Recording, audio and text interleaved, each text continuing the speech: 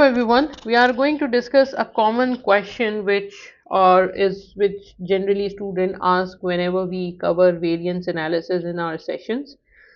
And the question is, while calculating variances, the variance, let's suppose we are talking about material. So the variance formula for material price variance is standard price minus actual price multiplied by actual quantity used, right? This is generally the formula which is written in your study text as well, right? And then when someone asks you to calculate material usage variance, is the difference between standard quantity minus actual quantity into standard price. So generally student asks that why we are using different themes here, like in one place we are using actual quantity use and in the other place we are using standard price of raw material.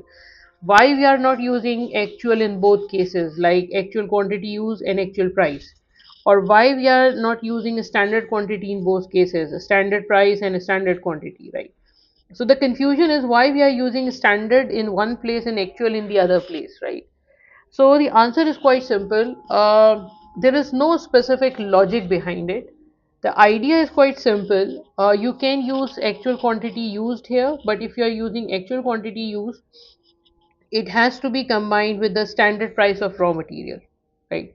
But if you don't want to use actual quantity here, you want to use a standard quantity in place of actual quantity, yes, you can use it. But if you are using standard quantity, let me try to highlight it with a different color. If you are using a standard quantity here, then it has to be paired up with actual price. So the conclusion is that you can, yes, you can change actual quantity and a standard quantity, but you have to keep in mind that there is a combination of there is a combination in the sense that if you are using in one place you have to use actual quantity actual, and the other place you have to use a standard. So if you are using actual quantity used here, you have to use a standard price in the other formula. Or if you are using standard quantity here, sorry, if you are using actual, if you don't want to use standard price, if you want to use the actual price in this formula, then it has to be accompanied by standard quantity. So the student says that, hey, look, the problem is that in all cases we will get different variances, right? Variance amount is going to be different. Yes, variance amount is going to be different, but the total variance will remain same. Let me give you a demo of that, right? Let's start with the first formula. The first formula is, I mean, this is a very simple question that the standard consumption is 5 kilograms, the standard price is $10 per kilogram, and the standard cost is $50. Company produced 1000 units, and the actual price was $11 per kilogram, and the actual consumption was 4900 kilograms, right? Now, if you want to calculate material price variance by using the conventional formula, the concept says that standard price was $10, actual price was $11, right? So that means company bought material bit expensive, so the variance is going to be adverse. Multiply by actual quantity used by the company. Actual quantity used by the company is 4900 kilograms, this one. That means the variance is 4900 adverse, and this is material price variance, right? Okay. Now, material usage variance. Let me try to highlight this. Okay. Material usage variance will be standard quantity allowed. One unit required 5 kilograms. So, if you have produced 1000 units, you must have used 5000 kilograms in your production, but the actual consumption was only 4900 units, right? That means the labor used 100 kilograms less than the expectation. So, the variance is going to be favorable. Multiply by what? Multiply by standard price, which is around $10. So standard price is $10, right? So multiply it with 10. 10 multiplied by 100 is 1000. So to material usage variance is $1000 favorable. And if you want to calculate total material variance is the sum of material price variance and material usage variance. So material price variance is around 4900 adverse, material usage variance is 1000 favorable, overall variance is 3900 adverse, right? So this is the conventional way of calculating the variances, right? Now I'm moving towards the calculation of variances by using the other combination, right? Try to understand this.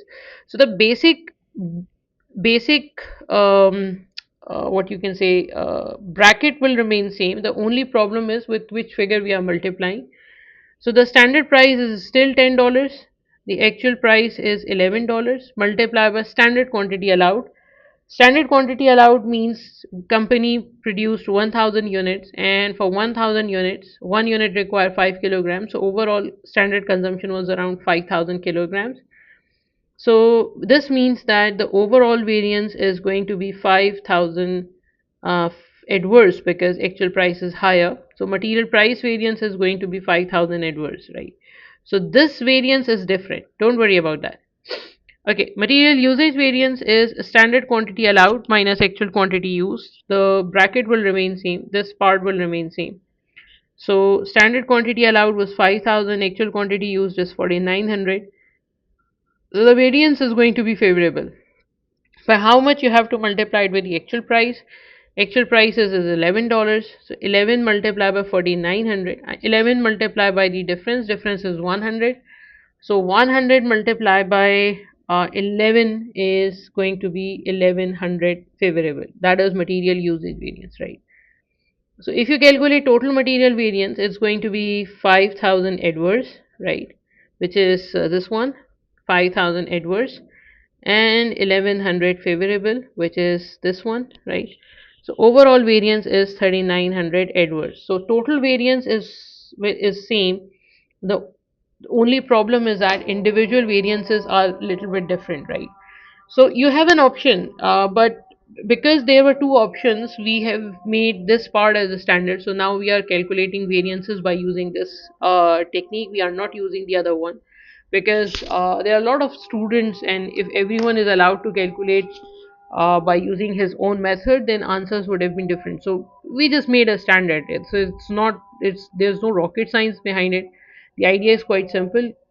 The only thing which you need to remember is that one figure has to be actual and one figure has to be standard, right? You cannot take both figures as actual, you cannot take both figures as a standard, because total variance will not, you won't be able to reconcile it with a total variance. What do you mean by this? See, one unit require $50 cost, right?